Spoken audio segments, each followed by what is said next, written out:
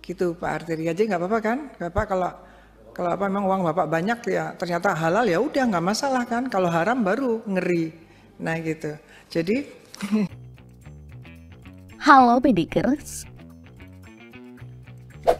Kasus mengenai dugaan adanya aliran dana mencurigakan di Kementerian Keuangan terus bergulir. Semakin hari, kasus ini semakin mendapat tanggapan dari berbagai pihak. Kali ini giliran pakar tindak pidana pencucian uang, Yenti Garnasi yang angkat bicara. Lantas seperti apa tanggapan Yenti? Serta siapa sebenarnya sosok ini? Mari kita bongkar. gitu Pak Arteri aja nggak apa-apa kan? Bapak kalau apa memang uang Bapak banyak ya ternyata halal ya udah nggak masalah kan? Kalau haram baru ngeri. Meski namanya masih jarang terdengar, namun Yenti Garnasi bukanlah orang sembarangan. Dengan gelar lengkap Dr. Yenti Garnasi SHMH, ia merupakan sosok dokter hukum pertama di Indonesia yang secara khusus bergelut di bidang tindak pidana pencucian uang atau yang biasa disingkat TPPU. Mengenai kehidupan pribadinya, Yenti Garnasi merupakan wanita berdarah Sunda yang lahir di kota Sukabumi, Jawa Barat. Dirangkum dari berbagai sumber, Yenti menghabiskan masa kecilnya di Kabupaten Purworejo, Jawa Tengah. Ia terpaksa berpindah dari kota kelahiran sebab harus mengikuti sang ayah yang merupakan mantan Bupati Purworejo. Masa kecilnya pun dihabiskan di Purworejo dengan mempelajari bidang seni seperti seni lukis, tari, modeling, dan menyanyi. Selain itu, ayahnya juga menginginkan dirinya untuk menjadi atlet olahraga. Namun ternyata, Yenti justru lebih tertarik dengan dunia hukum.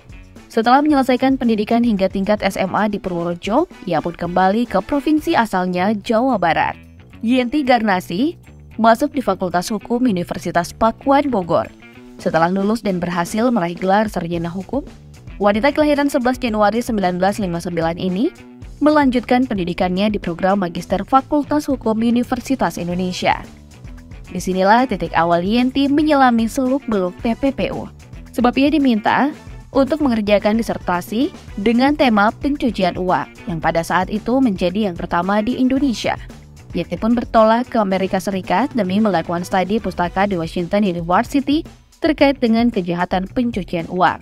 Dia memilih negeri Paman Sam sebagai negara tujuan kajian literatur, karena negara tersebut merupakan yang pertama di dunia yang memiliki undang-undang pencucian uang. Demi menyelesaikan disertasinya, Yenti harus rela berpisah dari keluarga dan teman-temannya selama setahun. Hebatnya lagi, saat itu Yenti juga bekerja sebagai dosen ilmu hukum di Universitas Trisakti.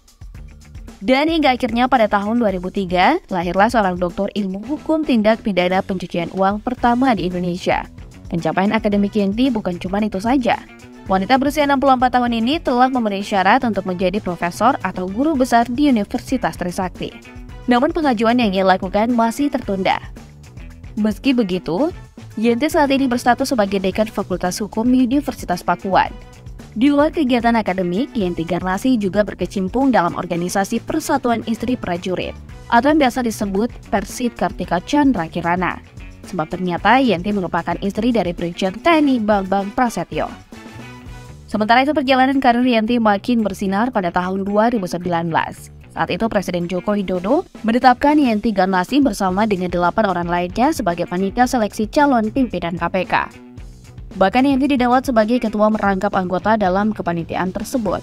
Masa jabatan Yenti sendiri dimulai pada 19 Mei hingga 21 Desember 2019. Bersama para anggota yang lain, Yenti bertugas untuk menyaring dan mengusulkan nama-nama calon pimpinan KPK kepada Presiden. Di KPK, Yenti bukan orang baru. Dia ikut mencari sosok-sosok petinggi KPK pada periode 2015-2019. Saat itu, Yenti juga menjadi salah satu anggota panitia seleksi. Bahkan ibu dua anak ini mengakui dirinya sempat didorong untuk maju sebagai calon pimpinan KPK. Berdasarkan riwayat pendidikan dan karirnya yang cemerlang tersebut, Yenti sering diminta untuk menjadi saksi ahli dalam kasus-kasus yang berkaitan dengan pencucian uang. Sebelum berkutat di KPK, Yenti sudah malang melintang menjadi ahli dalam beberapa persidangan kasus korupsi besar. Namanya mulai mencuat ketika ia menjadi ahli di persidangan kasus mafia pajak dengan terdakwa Gayus Tambunan. Lalu Yenti juga pernah menjadi ahli di kasus pembobolan Bank BNI, Adrian Wauruntu, serta kasus pencucian uang dengan terdakwa Bashim Asifi. seorang mantan PNS di Direktorat Jenderal Pajak. Selain itu, Yenti Garnasi beberapa kali dipanggil sebagai ahli untuk memberikan masukan terhadap revisi Kitab Undang-Undang Hukum Pidana dan Kitab Undang-Undang Hukum Acara Pidana. Ketika menjalani masa perkuliahan di UI, Yenti bergabung dengan sejumlah komunitas hukum, serta rajin mengikuti acara-acara di kampusnya.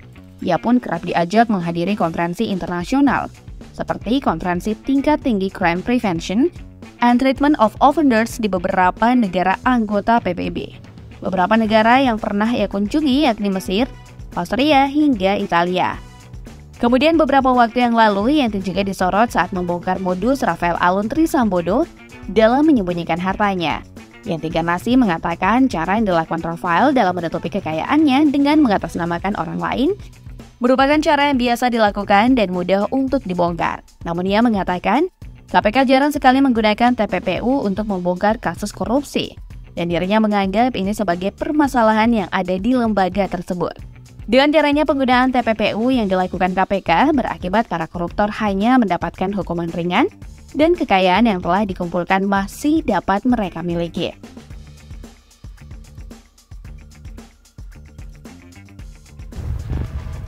Setelah itu, nama Yenti kembali menjadi perbincangan setelah membuka anggota Komisi 3 DPR RI Arteria Dahlan. Hal ini terjadi dalam rapat umum dengar pendapat yang diadakan oleh Komisi 3 DPR RI terkait aliran dana mencurigakan di Kementerian Keuangan. Awalnya Arteria Dahlan bertanya apakah tindakan penyidik yang memeriksa rekening seorang nasabah bank yang dicurigai karena nilainya mendadak melonjak sesuai dengan aturan hukum yang diatur dalam Pasal 1 Ayat 1 Undang-Undang Pemberantasan Tindak Pidana Pencucian Uang. Yenti kemudian menjelaskan bahwa jika tidak ditemukan tindak pidana pencucian uang, meski uangnya banyak tidaklah menjadi masalah. Arteria lantas nampak menganggukkan kepala saat mendengarkan penjelasan dari Yenti. Baik penegak hukum maupun bank itu tidak bisa dituntut pidana dan tidak bisa digugat perdata. Ya memang begitu ya, sudah resiko karena kok tiba-tiba rekeningnya tinggi ya nggak apa-apa lah Pak. Kalau tiba-tiba rekeningnya tinggi tapi ternyata itu hasil warisan yang sah ya nggak apa-apa diperiksa. Karena takutnya ada yang tiba-tiba tinggi dan memang betul-betul itu hasil kejahatan. Yenti Garnasi juga menyentil Arteria Dahlan agar tidak perlu khawatir dengan rekeningnya apabila yakin uang yang didapatkan jelas dari sumber yang benar. Karena kita demi kebaikan. Gitu Pak Arteria aja nggak apa-apa kan? Bapak kalau apa memang uang Bapak banyak ya ternyata halal ya udah nggak masalah kan? Kalau haram baru ngeri. Nah gitu. Jadi